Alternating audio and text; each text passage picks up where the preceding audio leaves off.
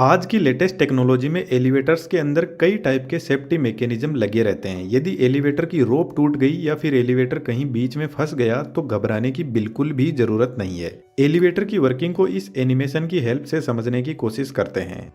Lift को ही elevator बोलते हैं और जब हम लिफ्ट में एंटर करते हैं तो हम कुछ ऐसे डिब्बे में एंटर करते हैं, लेकिन यह केब एक फाइनल आउटपुट है जो हमें दिखाई देता है, लेकिन इसके पीछे मास्टरमाइंड मशीन रूम होता है।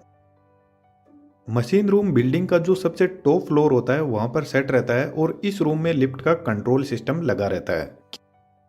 केब से हम जो भी इनपुट देते हैं कि कौन से फ्लोर पर जाना है, यह इनपुट सबसे पहले इस कंट्रोल यूनिट के पास पहुंचता है और कंट्रोल यूनिट लिफ्ट को रोकना, स्टार्ट करना, गेट ओपन एंड क्लोज करना, मोटर को रोकना, ब्रेक लगाना, यह सब इसी यूनिट के अंडर आता है। लिफ्ट को अप डाउन करवाने के लिए एक powerful 3 phase slip ring induction motor लगी रहती है। स्लिप रिंग इंडक्शन मोटर का यूज इसलिए किया जाता है क्योंकि लिफ्ट जब रेस्ट पोजीशन से रनिंग कंडीशन में आती है तो हाई स्टार्टिंग टॉर्क की जरूरत पड़ती है और स्टार्टिंग में हाई टॉर्क डीसी मोटर के अलावा स्लिप रिंग इंडक्शन मोटर से इजीली लिया जा सकता है। मोटर के आगे एक व्हील लगा रहता है जिस पर ब्रेकिंग सिस्टम होता है। लिफ्ट जिस भी फ्लोर पर रुकती है वहां पर यह ब्रेक ऑटोमेटिकली एक्टिवेट होता है और लिफ्ट को रोकता है। ब्रेकिंग सिस्टम में सोलेनोइड असेंबली होती है। जब सोलेनोइड सिस्टम में इलेक्ट्रिसिटी नहीं दी जाती है तो ब्रेक पैड कुछ इस तरीके से व्हील पर जबरदस्त फोर्स लगाते हैं और व्हील को पकड़ कर रखते हैं। क्योंकि ब्रेक पैड पर लगी स्प्रिंग का फोर्स आ रहा है और जब लिफ्ट को स्टार्ट करना होता है तो सोलेनोइड सिस्टम को सप्लाई दी जाती है। तो इसमें एक प्लंजर लगा रहता है कुछ इस टाइप का और इसके दोनों साइड में सोलेनोइड कोइल लगी रहती है। जैसे ही इन कोइल में सप्लाई मिलती है तो यह इलेक्ट्रोमैग्नेटिक फील्ड जनरेट करेगी और यह कोइल प्लंजर को नीचे की तरफ पुल करेगी, जिससे प्लंजर लीवर आर्म पर फोर्स लगाएगा और स्प्रिंग को कंप्रेस करेगा, जिसकी वजह से ब्रेक पैड व्हील से दूर हो जाएंगे और लिफ्ट चलने लग जाएगी।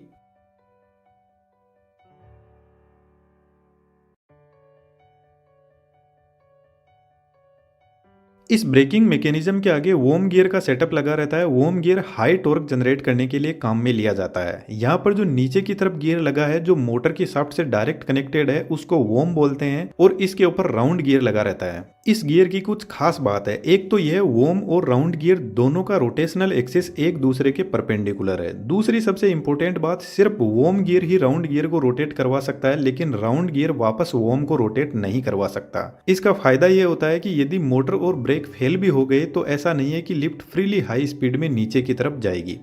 इस राउंड गियर की शाफ्ट से लिफ्ट का सबसे इंपॉर्टेंट पार्ट जुड़ा रहता है जिसको सीव बोलते हैं। इसी पर लिफ्ट के रोप लगे रहते हैं और एक लिफ्ट के लिए मल्टीपल रोप को काम में लिया जा सकता है। यह रोप स्टील के बने होते हैं और इनकी कैपेसिटी कार के मैक्सिमम लोड से 125% ज्यादा होती है। अब यहाँ पर जो रोप का सेटलमेंट है वह बड़ा ही इंटरेस्टिंग है। एलिवेटर में स्टील फ्रेमवर्क को यूज में लिया जाता है जो कुछ इस टाइप का होता है।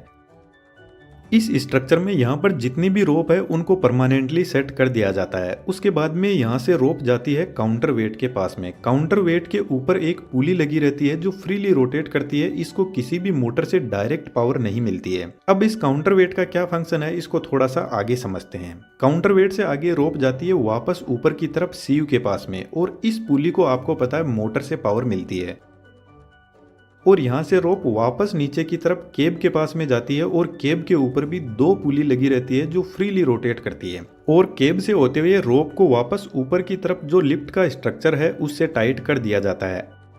अब ओवरऑल इस रोप का स्ट्रक्चर ऐसा होता है, जब केब यानी लिफ्ट नीचे जाती है तो काउंटर वेट ऊपर की तरफ जाता है और काउंटर वेट नीचे जाता है तो केब ऊपर की तरफ जाती है।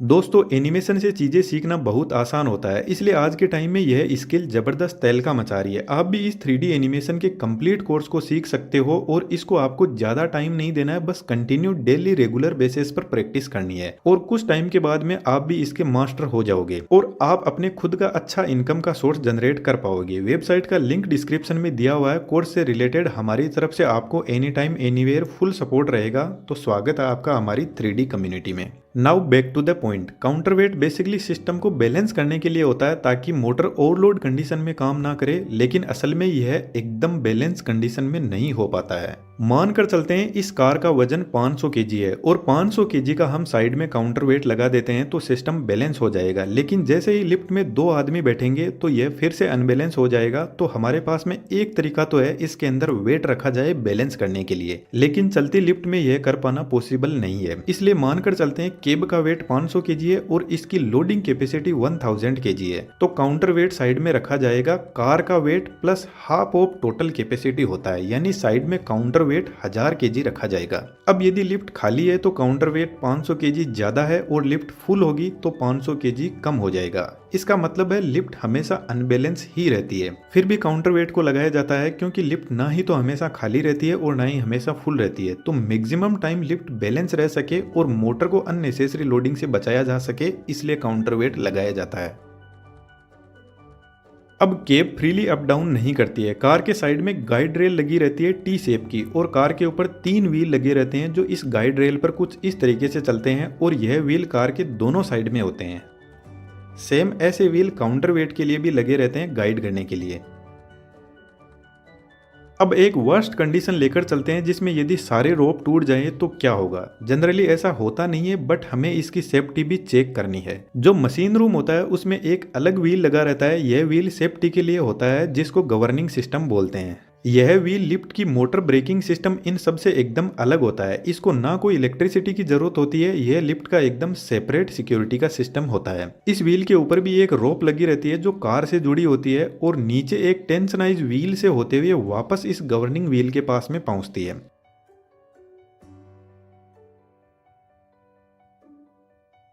जब लिफ्ट अप डाउन होती है तो यह गवर्निंग व्हील भी रोटेट करता है। यह व्हील लिफ्ट की स्पीड को चेक करता रहता है और इसमें लिफ्ट की स्पीड को सेट किया जाता है। मानकर चलते हैं लिफ्ट की स्पीड 3 मीटर पर सेकंड है। अब यदि केब की स्पीड 3 मीटर पर सेकंड से 15% कम या ज्यादा हो गई तो यह सिस्टम एक्टिवेट हो जाता है। अब देखना इंटरेस्टिंग होगा कि यह सिस्टम एक्टिवेट कैसे होता है। जैसे ही मेन रोप टूटती है तो केब स्पीड में नीचे जाना शुरू करेगी और इस व्हील के अंदर पिन होती है जो नॉर्मल कंडीशन में व्हील से अलग रहती है, और जैसे ही व्हील स्पीड में रोटेट करेगा तो यह पिन कुछ इस तरीके से व्हील को रोक देगी और व्हील के रुकते ही रोप भी रुक जाएगी। और रोप के रुकते ही कार के नीचे एक लीवर लगा रहता है जो रोप से जुड़ा होता है। जब रोप रुकेगी तो लीवर अपने आप ही ऊपर की तरफ पुल होगा और लीवर के साथ में कुछ ऐसा मैकेनिज्म तैयार किया जाता है कि गाइड रेल के दोनों तरफ वेजेस लगी रहती है, वह गाइड रेल को टच करेगी और उस पर फिसलने लग जाएगी। और लीवर जैसे जैसे टाइट होता जाएगा तो वेजेस गाइड रेल को जबरदस्त तरीके से पकड़ लेगी और जैसे हमारी गाड़ी के ब्रेक लगता है वैसे यहाँ पर भी ब्रेक लग जाएगा।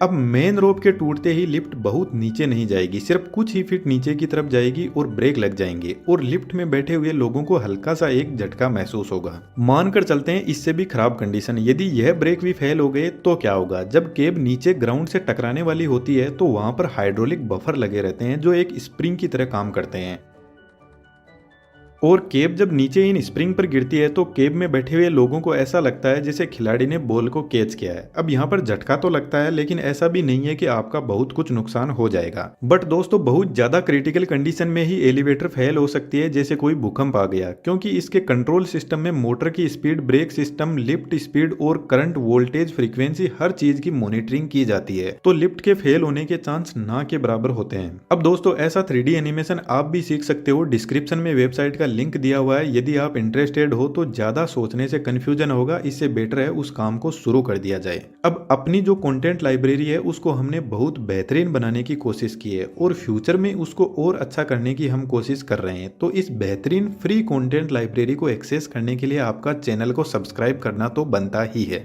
थैंक यू दोस्तों।